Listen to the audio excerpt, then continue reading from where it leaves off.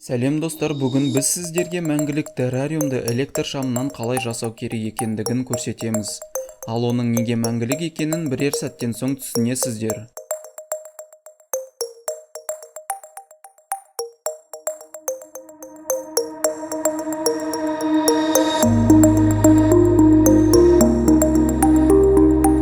Өздеріңіз байқағандай біз қарапайым электр шамын қолданамыз. Міндетті түрде жұмыс істеу барысында қауіпсіздік ережесін сақтауды ұмытпаймыз.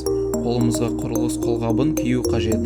Қысқыштың көмегімен мына темірді және қара әйнекті сындырып алып тастаймыз. Жұмыс істеу барысында абай болыңыз. Енді бұрауыштың көмегімен шамның ішкі құрылысын сындырып, оны сыртқа алып шығамыз.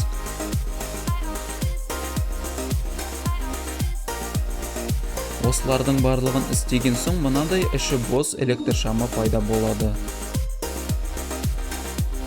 Террариумның іш құрылысын жасылдандыру үшін біз табиғаттың көмегіне жүгіндік. Мынадай әдемі мүк және тағы да басқа керектілерді іздейміз. Міндетті түрде қара топырақ жайында ұмытпаймыз.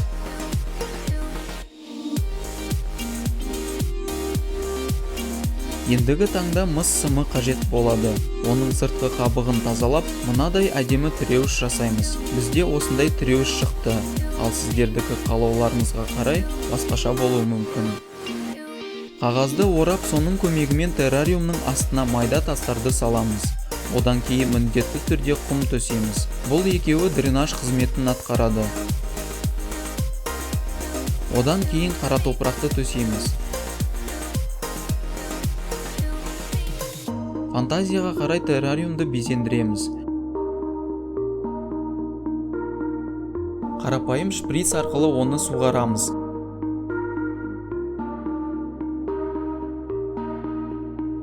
Ең соңында мынадай ағаштан террариумға арнап қақпақ жасаймыз, және де оны желімге тығыз отырғызамыз. Бұл террариумның ішінде өзіндік микрофлора орнайды.